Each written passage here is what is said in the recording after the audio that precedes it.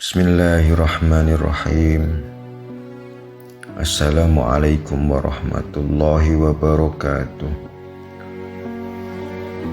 Bismillahirrahmanirrahim. Alhamdulillahi rabbil alamin.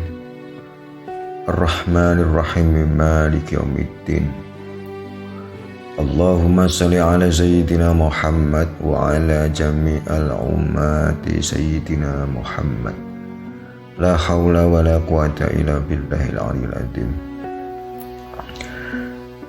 Yang saya hormati kepada para alim ulama, para kiai, para guru-guru yang dimuliakan Allah.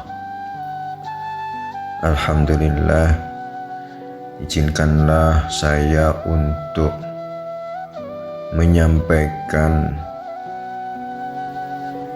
makna dari huruf shin yang hadir setelah huruf za, yang mengandung makna tentang diturunkannya kitab suci kepada Rasulullah untuk disampaikan kepada umat manusia.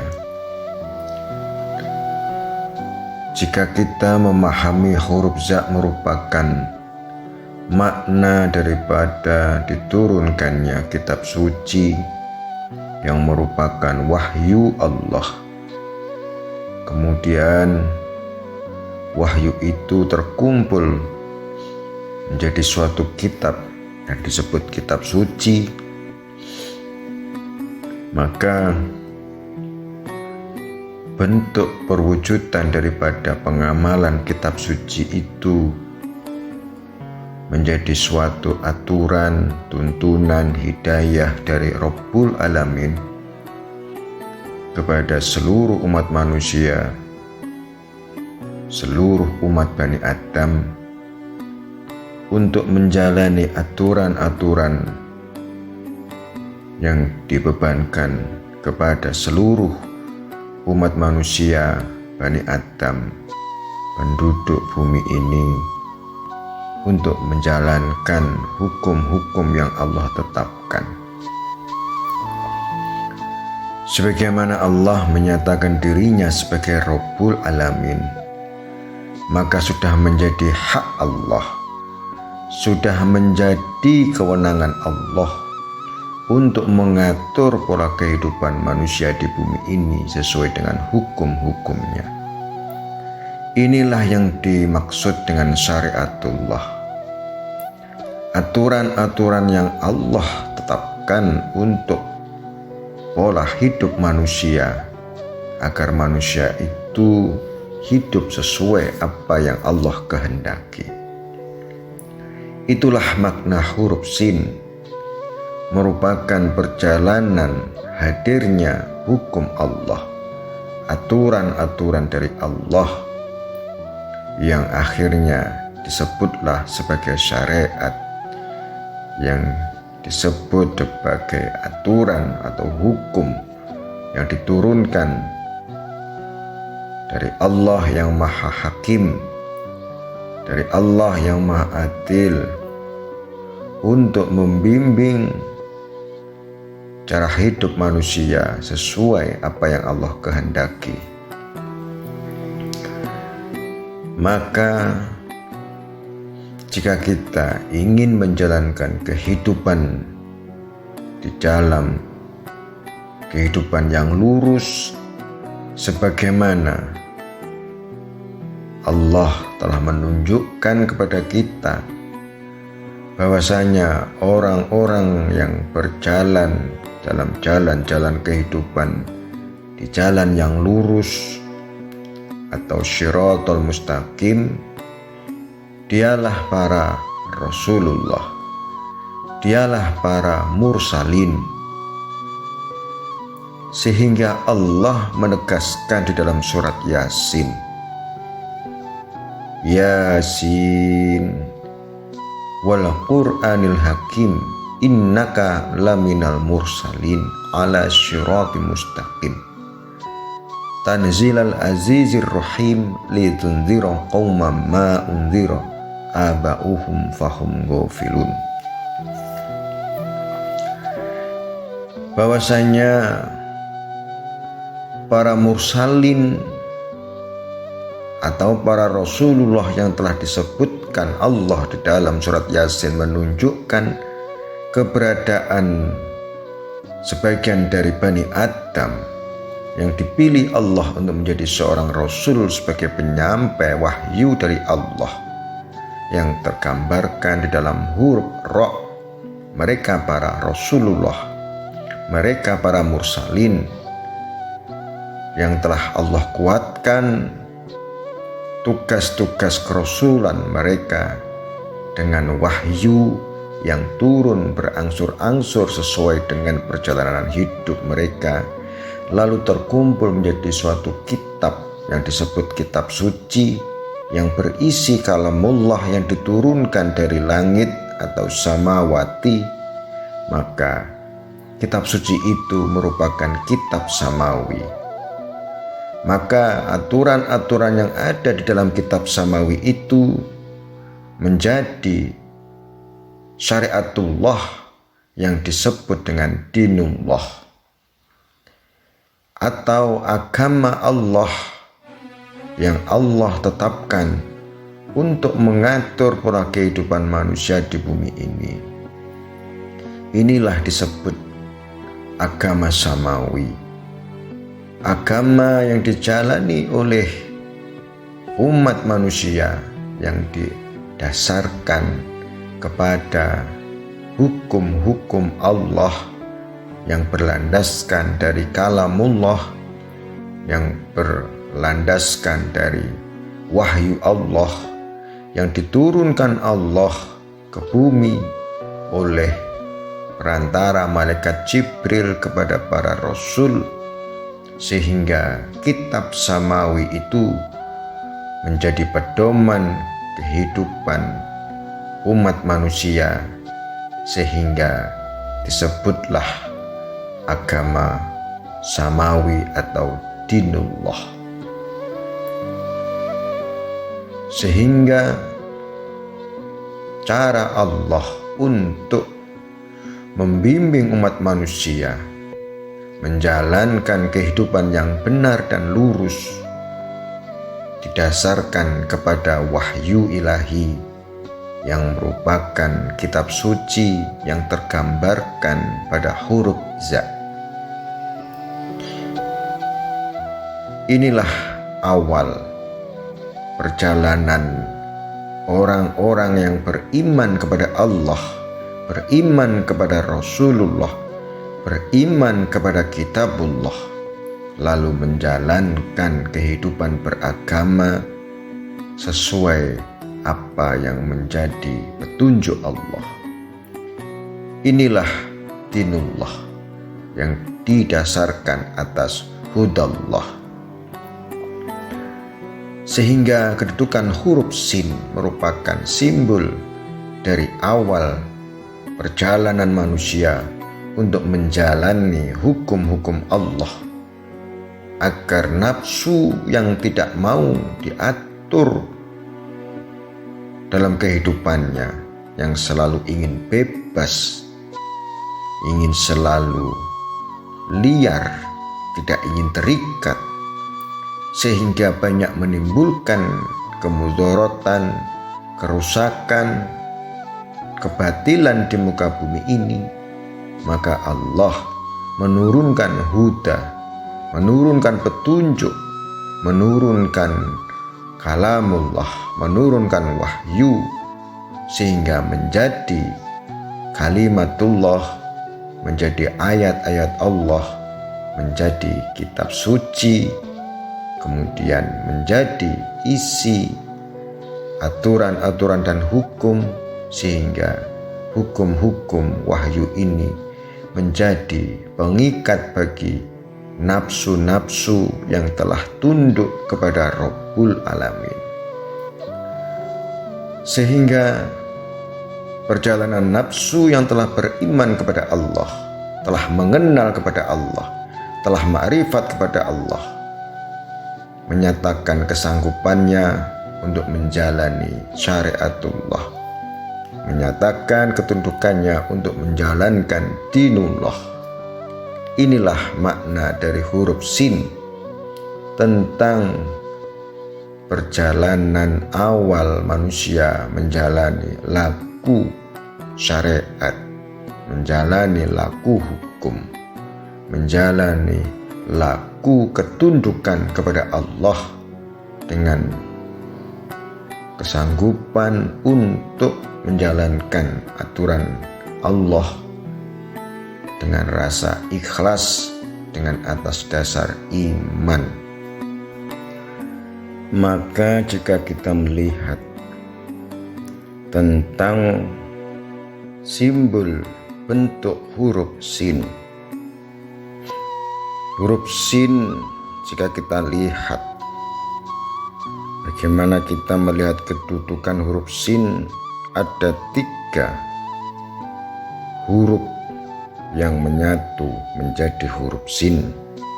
Bisa kita lihat jika huruf dal, 3 huruf dal kita satukan menjadi huruf sin. Maka jika kita melihat keadaan huruf dal, ini merupakan simbol keadaan nafsu yang disatukan di dalam huruf sin menjadi bentuk huruf sin yang menunjukkan 3 laku ilmu yang menjadi pokok di dalam suatu ajaran agama. Yang pertama, menunjukkan tentang keimanan. Keimanan ini dibebankan kepada nafsu yang enggan untuk percaya kepada Allah Rabbul Alamin, yang tidak percaya kepada Allah yang Maha Gaib. Maka nafsu diperintahkan untuk beriman. Keimanan ini yang menjadi pondasi jiwa manusia untuk menjalankan agama Allah. Maka iman ini menjadi pondasi awal diri insan untuk ikhlas menjalankan perintah Allah. Iman inilah yang bisa dikatakan awal daripada kebangkitan nafsu untuk mengenal Allah setelah nafsu dijatuhkan di martabat hukum dal, setelah nafsu dilemahkan Allah dari kejayaannya, kelupaannya, kelalaiannya, keingkarannya di huruf dal, sehingga nafsu setelah sadar dan lemah di hadapan Allah, maka bangkitlah keimanan nafsu.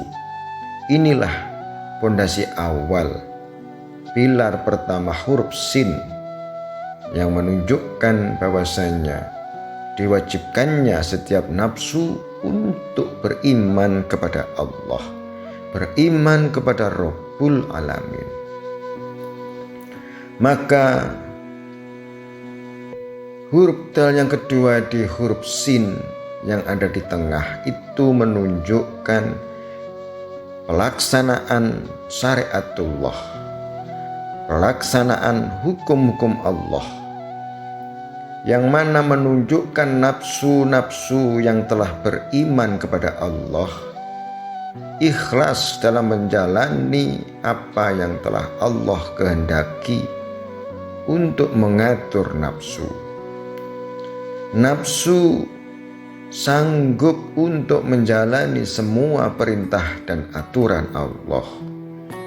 Kesanggupan nafsu baik secara ikhlas atau secara pengharapan atau secara ketakutan, hal ini timbul karena adanya iman yang ada pada diri nafsu. Mustahil seseorang akan menjalani laku syariat jika di dalam nafsunya tidak ada unsur ketakutan atau unsur pengharapan atau unsur keikhlasan, karena itu merupakan unsur batin nafsu. Maka dari itu Allah di dalam memerintahkan nafsu agar mau menjalani laku syariat yang bermuatan kebaikan dari Allah. Allah memberikan harapan kepada nafsu dengan surga. Allah memberikan ancaman kepada nafsu dengan siksaan api neraka. Ini hak Allah untuk membimbing nafsu agar kembali kepada Allah melalui jalan syariat. Maka hukum syariat, maka hukum dan aturan agama Allah, inti pokok dibebankan kepada nafsu manusia. Inilah yang dikatakan ketundukan, taslim, muslim, sehingga nafsu yang berserah diri kepada Allah disempurnakan kepasrahannya kepada aturan Allah, menjadilah muslim.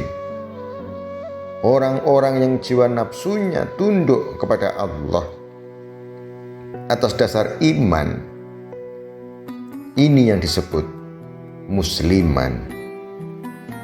Maka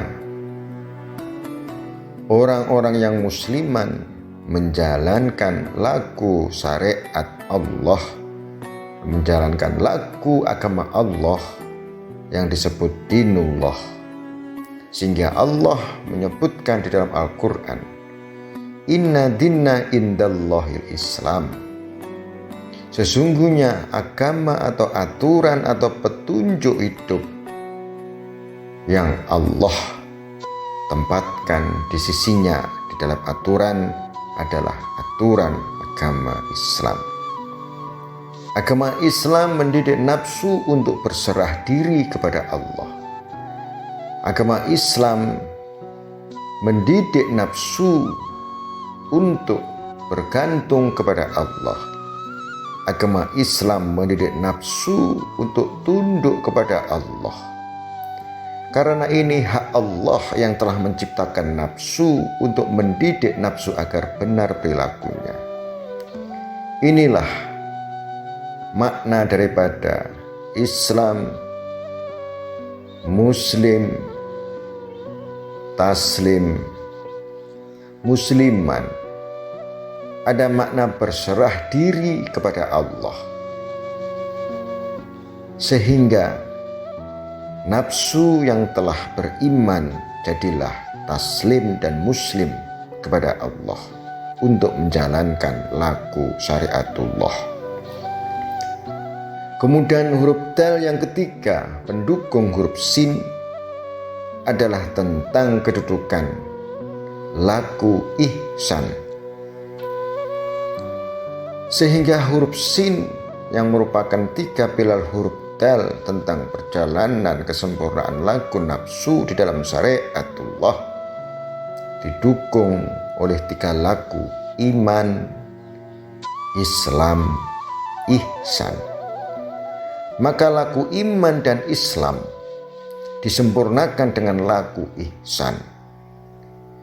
Laku ihsan ini merupakan laku yang merupakan amal-amal dari iman dan Islam yang memberikan efek-efek kebaikan kepada diri nafsu dan orang-orang lain yang juga memiliki nafsu-nafsu.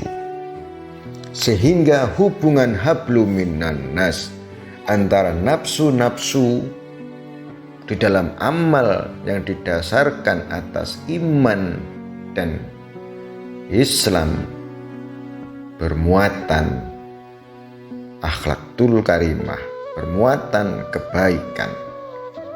Maka makna daripada kata ihsan secara amal perbuatan syariat mengandung nilai-nilai kebaikan, mengandung nilai-nilai kemaslahatan, mengandung nilai-nilai keberkahan, sehingga ini yang menjadi tujuan Allah membebankan syariat kepada nafsu dengan iman Islam agar ihsan, sehingga nafsu mendapatkan keberkahan dari Tuhannya yang maha pengasih lagi maha penyayang, yang memiliki derajat sebagai Rabbul Alamin, yang memiliki hak untuk mendidik seluruh alam semesta, termasuk alam kecil, yaitu diri nafsu manusia, agar mau tunduk ikhlas diatur oleh pengaturan Allah di dalam syariatullah yang berlandaskan atas dasar kalamullah, petunjuk Allah, wahyu Allah, sehingga disebutlah dinullah, sehingga disebutlah Islam yang bermuatan kepasrahan kepada Allah untuk mencapai hanifan musliman, lurus dan berserah diri sebagaimana yang dijalani oleh Nabiullah Ibrahim alaihissalam. Maka jika kita ingin memahami atau memakrifati huruf sin menunjukkan tentang perjalanan makom iman, makom syariat, makom ihsan yang dibebankan kepada perilaku nafsu, agar nafsu menjadi benar perilakunya sesuai dengan kehendak Allah. Karena kita tahu bahwasanya sifat nafsu merupakan tajalli sifat iradat, sehingga karakter nafsu memiliki sifat berkehendak, sehingga karakter nafsu memiliki sifat ingin bebas. Maka untuk membenarkan perilaku nafsu, maka Allah membebankan kepada nafsu untuk menjalani laku iman, laku Islam, laku ihsan. Karena jika nafsu tidak dibebani oleh 3 unsur pokok laku iman, Islam, dan ihsan, nafsu akan liar, nafsu akan bebas, sehingga nafsu akan selalu berperilaku buruk. Karena nafsu diberi kehendak oleh Allah, nafsu diberi sifat iradat. Jika nafsu tidak diatur oleh hukum Allah, kita melihat bagaimana perilaku manusia-manusia yang pola kehidupannya dikendalikan oleh hawa nafsu. Kita bisa melihat bagaimana kedudukan makom jim hak hok dal. Mereka yang karena menuruti nafsu menjadi ingkar kepada Allah, menjadi kufur kepada Allah, menjadi zalim kepada sesama manusia. Bahkan mereka tersesat di jalan kegelapan karena nafsu mengikuti hawa dan bisikan setan. Bahkan nafsu di huruf kha lupa diri dengan cinta dunia hingga lupa kepada Allah Tuhannya. Inilah karakter buruk nafsu diarahkan Allah melalui syariatullah, melalui agama Allah, melalui wahyu Allah. Maka kesempurnaan iman, jika nafsu telah benar-benar ikhlas tunduk akan pengaturan Allah melalui wahyu, melalui kitab suci, melalui Al-Quran.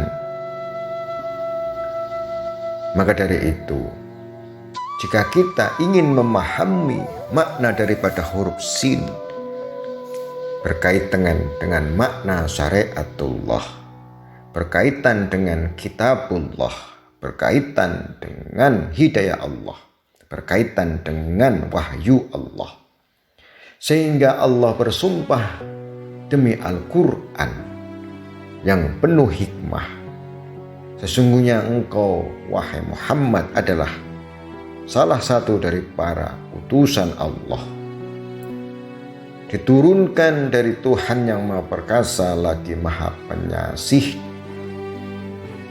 litunzira qauman ma unzira aba'uhum fahum ghafilun, ditugaskan untuk memberi peringatan kepada kaum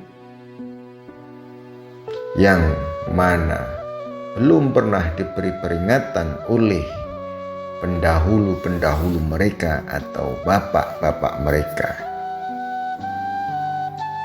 sehingga mereka lupa diri, sehingga mereka lalai dari jalan yang benar. Karena jarak yang sangat jauh di antara rasul ke rasul, sehingga banyak orang yang lalai, maka Allah menurunkan kembali para rasulnya untuk membawa risalah, untuk membawa petunjuk berupa wahyu, kalamullah dan kitab suci sebagai pedoman untuk mengembalikan jiwa-jiwa nafsu para kaum yang belum pernah mendapatkan peringatan langsung dari Rabbul Alamin melalui wahyu. Walaupun dari bapak-bapak mereka atau pendahulu mereka menyampaikan nasihat, menyampaikan kebaikan secara norma, secara hukum, secara adat, secara kebudayaan, ini berbeda jika nasihat itu langsung dari Rabbul Alamin dalam wujud kalamullah, dalam wujud wahyu ilahi. Sehingga Allah memerintahkan kepada para rasul untuk memberi peringatan kepada kaum-kaum yang belum pernah diberi peringatan oleh bapak mereka, sehingga mereka lalai dari Tuhannya yang Maha Menciptakan, Rabbul Alamin. Inilah makna huruf sin sebagai makna syariatullah, sebagaimana kita memahami awal surat Yasin menjelaskan tentang perjalanan wahyu Quran sebagai hikmah, sebagai pedoman para rasul, sebagai pedoman jalan yang lurus, jalan yang ditempuh oleh para utusan, para mursalin yang tergambarkan di huruf Ra, yang membawa risalah Allah yang tergambarkan di huruf Za, menyampaikan kitab kepada umat untuk sebagai pedoman hidup, sehingga terwujudlah syariatullah, dinullah, al-Islam, agar nafsu-nafsu menjadi musliman, sehingga nafsu-nafsu akan mendapatkan keselamatan, salaman. Inilah yang di akhir ayat surat Yasin, di pertengahan terakhir, Allah menyampaikan salamun qaula mir rabbir rahim. Keselamatan, salam Allah sampaikan kepada orang-orang yang nafsunya mau dengan ikhlas menjalani laku syariatullah, menjalani laku dinullah, menjalani laku agama Allah. Sehingga inilah kenyataan daripada Islam indallah. Semoga dengan kita memahami huruf sin, Allah menguatkan perilaku nafsu kita yang liar, yang bebas, yang puas, tidak mau diatur, sehingga dengan iman kepada Allah, ikhlas untuk menjalani apa yang menjadi aturan Allah yang dibebankan kepada nafsu-nafsu yang berkehendak untuk mengikuti kehendak Allah yang maha berkehendak untuk menjalani apa yang Allah kehendaki. Jika kita bertanya kepada Allah, apa yang Allah kehendaki kepada diri kita, maka kita harus memahami Allah menghendaki kepada diri kita untuk taat kepadanya melalui taat kepada Rasulullah. Atiullaha wa atiur Rasul. Karena Rasul adalah orang-orang yang menjalani kehidupannya berdasarkan kitabullah, berdasarkan wahyu Allah. Langsung kitabullah merupakan kalamullah. Maka dari itu kita memohon kepada Allah agar Allah memberi hidayah kepada kita, terkhusus kepada nafsu kita, untuk bisa menjalankan laku-laku para rasul yang berjalan di atas jalan yang lurus, atas dasar pertolongan Allah, hidayah Allah. Inilah yang tersebut di dalam suratul Fatihah. Ihdinas syiratal mustaqim. Tunjukkanlah kami ke jalan yang lurus. Dan jalan yang lurus itu telah Allah tunjukkan di dalam ayat-ayat Al-Quran. Tinggal kita mau ikhlas atau tidak. Maka jika kita belum ikhlas, janganlah kita melepaskan nafsu kita untuk tidak memohon kepada Allah agar Allah memberi hidayah kepada nafsu kita dengan ucapan doa ihdinas syiratal mustaqim, agar kita mampu dijalankan menjalani laku kehidupan para Rasulullah, para mursalin yang berjalan di atas jalan yang lurus atas dasar hidayah dan pertolongan dari Allah Subhanahu wa taala. Amin amin ya rabbal alamin. Shadaqallahul azim.